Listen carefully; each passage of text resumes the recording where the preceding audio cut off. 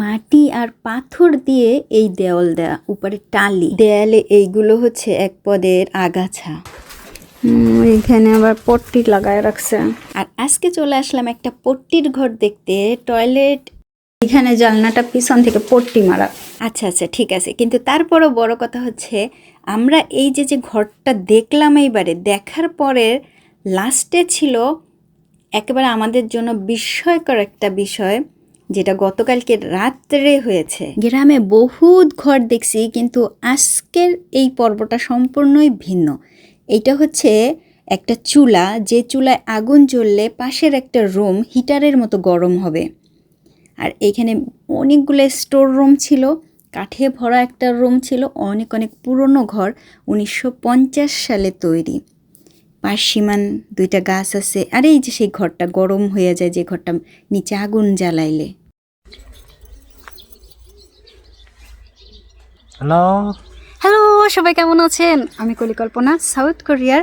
এই যে গ্রামের বাড়ি চলে আসছে আপনাদের, না বুঝছেন এখন আজ কী দিয়ে কী করবো বুঝছেন, সব কিছু চিন্তা ভাবনা করে দেখতেছি। আর থাকবে আজকে একটা বাড়ির ভ্লগ, যে আমরা একটা বাড়ি দেখতে আসছি গ্রামের দিকে। এই বাড়িটা কেমন বা কী বৃত্তান্ত অবশ্যই দেখে কমেন্ট করবেন।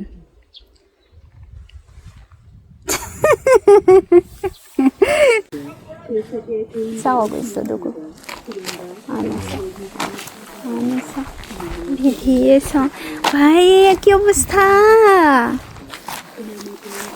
আমরা একটুখানি দেখে গেছিলাম, এই দেখেন এই কি হয়ে গেছে এগুলা।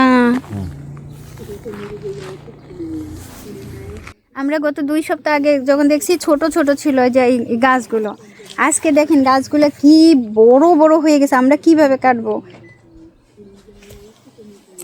চুলের অবস্থা দেখেন, আমি ঘুমাই গেছিলাম গাড়িতে, আসতে 1 ঘন্টা 20 মিনিট লাগছে। আমরা একটা বাড়ি দেখতে আসছি গ্রামের। আমি প্রথমে একটু ক্লিয়ার করে নেই, অনেকেই হয়তো বা টেনশনে পড়ে গেছেন যে কি হইলো। এই বাড়িটা যখন আমরা দেখতে গেছি, যখন দেখেছি, বেশ কিছু কারণ ছিল, বেশ কিছু অন্যরকম ঘটনাও ছিল, যেগুলো আমরা দেখতে চাচ্ছিলাম। অনেকটাই বাড়ির মালিক দেখাতে চাচ্ছিলেন না, কিন্তু তারপরও আমরা একটু আগ্রহ প্রকাশ করে দেখতেছিলাম, কারণ আমাদের ওই যে পাশের নিচের যে জমিটা, নিচু জমি, ওই জমিতে যদি আমাদের একটু ফসল করতে হয় বা একটুখানি সবজি গাছ করতে হয়, আমাদের পানির ব্যবস্থা থাকতেই হবে। আর তো একটু টয়লেটে যাইতেই হবে ন্যাচারাল কারণে। ডিলারের সাথে কথা পাকাপাকি করে, মানে যে আমরা এই বাড়িটা দেখতে যাব অমুক দিন অমুক সময়। এইখানে বাড়ির মালিকও কিন্তু তাদের ঘরের জিনিসপত্র, আসবাবপত্র, ফার্নিচার, মানে যা যা ছিল সব কিছুই তিনি একেবারে এখান থেকে মানে অন্য জায়গায় ইতিমধ্যে ট্রান্সফার করে দিছে। কারণ উনি চাচ্ছেন যে এই বাড়িটা হয়তো বা তিনি ভাড়া দেবেন, তা না হলে বিক্রি করবেন। মানে ভাড়া মানে আমি এই বাড়িটা 2 বছরের জন্য লিজ নিতে যাচ্ছিলাম, এবং উনি সম্পূর্ণভাবে কথা দিয়েছিলেন যে হ্যাঁ হ্যাঁ আমরা নিতে পারি। এবং উপরের দিক থেকে দেখাচ্ছি মানে মোটামুটি বেশ ভালোই, অন্তত আমি 2 বছরের জন্য একটু ভাড়া নিয়ে থাকতে পারবো। ওই যে বললাম না, একটু পানির জন্য আর টয়লেটের জন্য। যেহেতু 2 বছরের জন্য ভাড়া নেব, আমার আগ্রহ আর একটু বেশি। মাটির দেয়াল, পাথর দিয়ে উপরে টালি দিয়ে সুন্দর করে করা, আর এইখানে বড় বড় মাটির হাঁড়ি আছে। দেয়ালে অনেক অনেক পুরনো ওই যে এক পদের গাছ আছে না, আগাছা গাছ। তা আমি এই পাশ থেকে দেখতেছিলাম খুবই আগ্রহ নিয়ে যে কীরকম কি, উপরে লোহার ঢাকনা দিয়ে ঢাকা মাটির হাঁড়িগুলো, আবার এইখানে আবার এমনি নর্মাল যে মাটির আবার ঢাকনা, সেগুলো। এই বাড়িটা দেখার আগেই কিন্তু আমাদের কথা ফাইনাল হয়ে গিয়েছিল এবং ডিলও হয়ে গিয়েছিল, এবং আমরা কিছু অ্যাডভান্সও পেমেন্ট করেছিলাম যে সত্যি সত্যিই নিব। কারণ আমার আর কোনো রুম বা এইখানের কোনো কিছুর প্রতি আগ্রহ ছিল না, যে রান্নাঘর বা কোনো একটা রুম বা নেওয়া, এইগুলো কোনো কিছু না। আমার জাস্ট আগ্রহ হচ্ছে টয়লেট, আর ওই যে সামনে একটু পানির ব্যবস্থা আছে, পাইপ দিয়ে নিতে পারবো, জাস্ট এই 2টাই। কিন্তু ভাড়া যেহেতু নেব, সেহেতু রুমগুলো দেখে নিতে হবে, যে পরবর্তীতে যেন কোনো কথা না থাকতে পারে যে আমি রুমগুলো নষ্ট করেছি বা এই রুমগুলো আমি অযথাই অন্যভাবে ব্যবহার করেছি। টয়লেটটার ভিতরে আসি, ওই যে শাওয়ার করার যে বড় বাথটাব, ওইটা এমনি আগলাভাবে আছে, অন্যভাবে ছিল, চিৎ করা ছিল। এইবার এসে দেখি উনি আবার সুন্দরভাবে একবার সেট করে রেখে দিছে। আপনাদের দুলাভাই বলতেছিল আপনাদের যদি না লাগে তাহলে এটা একটু ফেলে দেবেন, কারণ আমরা যেহেতু 2 বছরের জন্য নেব, এবং উনিও কিন্তু 2 বছর পরে এই ঘরটা হয়তো বা উনি ব্যবহার করবে না। জাস্ট ওনার কথাবার্তা আমরা ওই রকম বুঝছি যে, কারণ জিনিসপত্র যেহেতু একবারেই বের করে ফেলছেন। আরও একটা জিনিস ছিল যা, এই বাড়িতে মশা আমাদের দেশের থেকেও অনেক বড় বড় সাইজের। আমরা একটু পানিগুলো দেখতেছিলাম যে পানিগুলো ঠিক মতো পড়ে কিনা, মানে অনেক সময় আছে না পানি ঠিক মতো হয় না।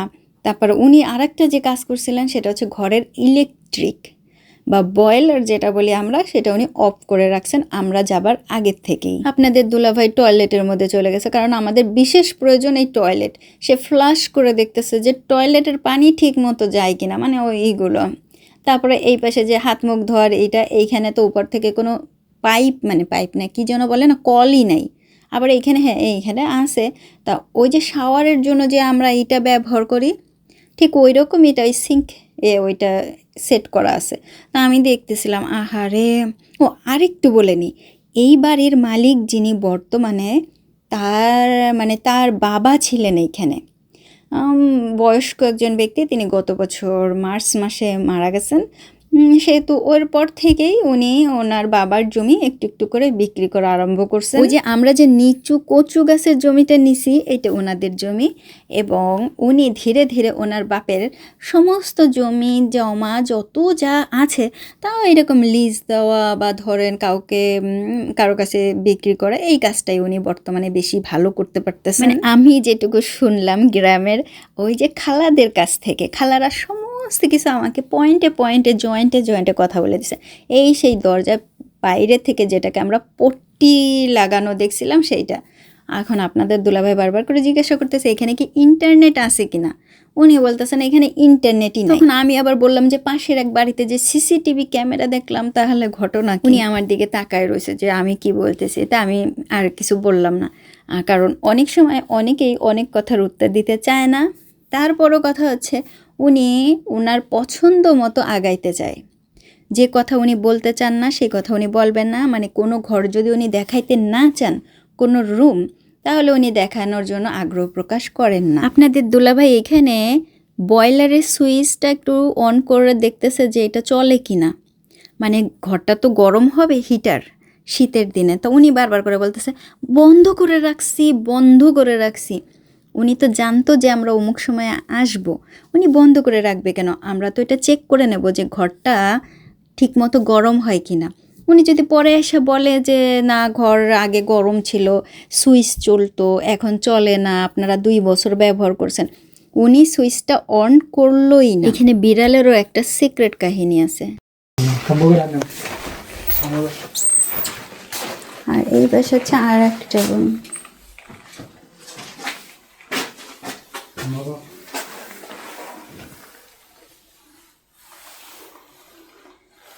রুম তাহলে 2টা, আর কিচেন রুম 3টা।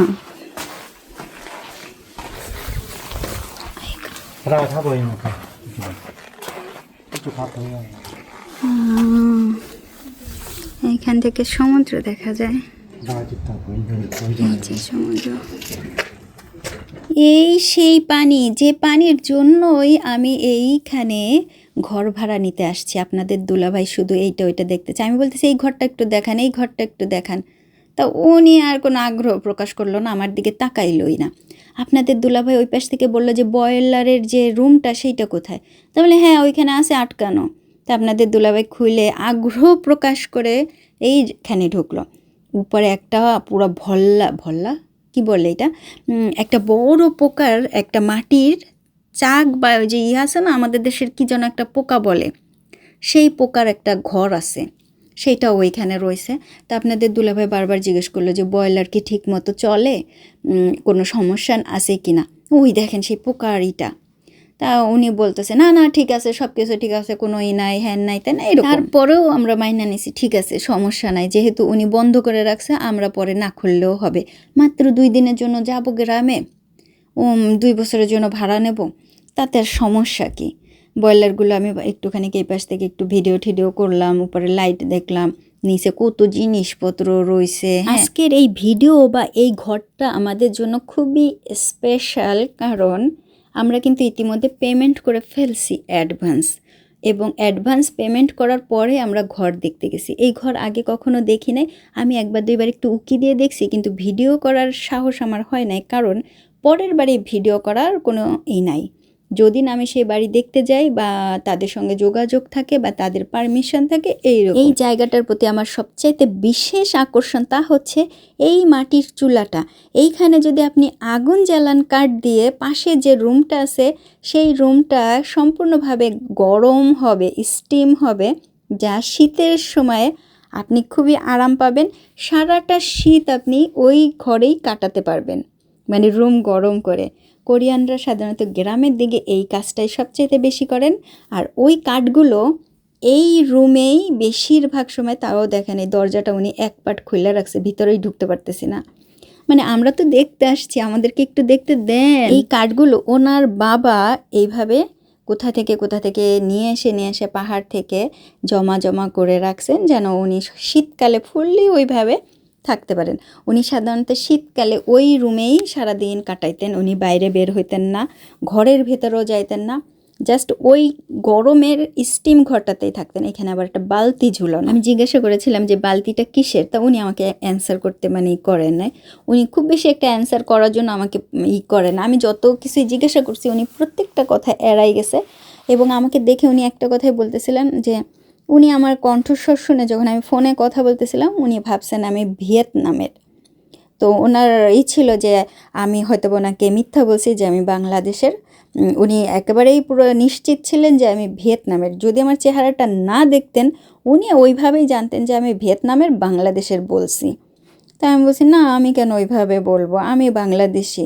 তো এই পাশে আরও কিছু স্টোর রুম আছে, দেখেন স্টোর রুমগুলো দেখতে এরকম। আর এইখানে যে ঘর আজকে আমরা দেখতে আসছি, এটা 1950 সালের তৈরি করা ঘর। মানে আজকে থেকে দেখেন কত বছর আগে, প্রায় 75 নাকি 60 বছর আগে ঘর করা। তার স্টোর রুমগুলো এরকম দেখতে, খুব সম্ভবত 3টে স্টোর রুম, কাঠের রুমটা বাদ দিয়ে খুব সম্ভবত এরকম। মানে আমরা যখন দেখতে গেছি ওনার কথাবার্তা, ওনার সমস্ত কিছু শুনে ঠুনে আমার একটু অন্যরকম লাগতেছিল। কিন্তু আমরা তো ইতিমধ্যে অ্যাডভান্স পে করছি, আমি কোনো কিছু না দেখেই, আপনাদের দুলাভাইও কোনো কিছু না দেখেই আমরা তো অ্যাডভান্সটা পে করছি, যে আমার তো পানি দরকার, একটু টয়লেটে যাওয়ার দরকার, সারাদিন কাজ করলে পরে জমিতে। তারপরে আপনাদের দুলাভাইও আমার কথায় সায় দিছে, মানে যে হ্যাঁ তাই তো। আর ওনাদের ঘরটা যেহেতু মানে ফেলানো ছিল, এই রুমগুলো দেখতে খুব সুন্দর, তাই না? উপরে মাটি, তারপরে এইভাবে স্টোর রুমগুলো। আর এই পাশে আছে বিশেষ টয়লেট, যেটা অনেকটাই আমাদের দেশের মতো একটু সিমিলার, মানে একটু বলতে পারেন বহুত পুরনো কোরিয়ার আগের টয়লেট। কোরিয়াতে আগে যে টয়লেটগুলো ব্যবহার করা হতো এই ডিজাইনের, এই মডেল, তা সেই মডেলটা ওনাদের বাড়িতে আছে। আর এই যে দেখেন উনি সন্ধ্যাবেলায় বা রাত্রেবেলা যে আগুন জ্বালাইয়া এই যে ছাইগুলো উনি জমা করে রাখছে, আমরা জিজ্ঞাসা করলাম যে এই ছাইগুলো কি করবেন? উনি বললে এগুলো কিছুই না, ওনার কাছে এগুলো কিছুই না, এগুলো সার, গাছের গোড়ায় দিলে সার হবে। তা আমরা না খুব বেশি একটা কথা বাড়াচ্ছিলাম না বা বলতেও ছিলাম না, কারণ ওই যে বললাম না, এক একজনের জ্ঞান বা এক একজনের বুদ্ধির পরিমাপ কিন্তু ওই পর্যন্তই থাকে। আমার বুদ্ধির পরিমাপ খুব কম। আমি আজকে নতুন শিখলাম যে এটা হচ্ছে সার, ছাইগুলো এরকম কালো ছাইগুলো হচ্ছে সার, ঠিক আছে? তা এখানে 2টা পার্সিমনের গাছ আছে, ফলের গাছ, আরও একটা কি যেন ফলের গাছ আছে, যে ফলটা আপনাদের দুলাভাই ছোটোবেলায় বা কোনো এক সময় খাইয়া গলায় বাদায় ফেলছিল। সেই গাছটার কথা শুনে আপনাদের দুলাভাই বারবার করে করতেছিল, যে পরে এসে আমাকে বলতেছিল যে এই ফলটা না আমি আগে গলায় বাদায় ফেলছিলাম। তুমি যদি গলায় বাদায় ফেলো, তোমার যদি ট্রামা থাকে, তুমি পরে যদি ওইখানে যাও তো ওই গাছের আমি বেড়া দিয়ে রাখবো, যাতে তোমাকে দেখতে না হয়, কারণ পরের গাছ তো আমরা কাটতে পারবো না। আমি এইখানে এসে আবার মনে পড়ছে, ওই রুমটা তো দেখা হয় নাই, যে রুমটা ওই যে একেবারে গরম থাকে। আবারও বললাম রুমটা একটু খুলে দেন না, একটু দেখি। তারপরে উনি সেই রুমটা খুলে দিল।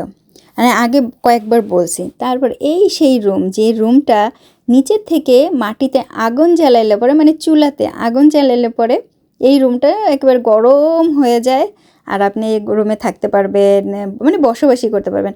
আবার ওইখানে ওই যে ফুটা করে রাখছে না, আমি বারবার করে জিজ্ঞাসা করতেছিলাম কে করছে এই ফুটাগুলো করার মানে কি।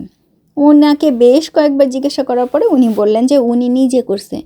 ওনার একটু গরম গরম লাগতেছিল, তাই বাতাস ঢোকার জন্য উনি এখানে ফুটা করে রাখছে। যাই হোক, এখন বলি আমি একেবারে লাস্টের দিকে এসে এই ঘরটা আমরা দেখে আসছি 1 তারিখে, এবং আমরা টাকা ওনাকে অ্যাডভান্স পেমেন্ট করছি, যেটা হচ্ছে এপ্রিল মাসের 27 তারিখে।